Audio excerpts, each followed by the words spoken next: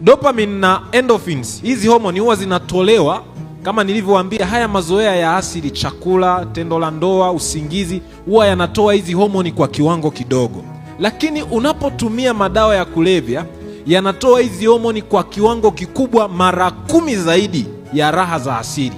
Kwa hiyo kinachotokea ni nini? Tabia mpya inatengenezwa na ule ubongo wa mbele unaofanya maamuzi ya kudhibiti kiwango cha kujihusisha na raha hizo inaathiriwa, uwezo wake unadhoofishwa. Kwa hiyo matokeo yake ni nini? Mtu anafanywa asikie raha kuliko kawaida, yaani ajue mambo ambayo hajawahi kufanya nini, kuyajua. Ndiyo maana waraibu wengi ukiwauliza wanakuambia, ukitaka uondoke kwenye huu ulimwengu, ujisikie kama uko ulimwengu tofauti, tumia nini? Jidunge kidogo hii sindano. Ama kama unataka upoteze mawazo, tumia nini? Tumia pombe. Kwa sababu gani? Hivi vitu vinaenda kuexcite ule mfumo wa raha mara 10 zaidi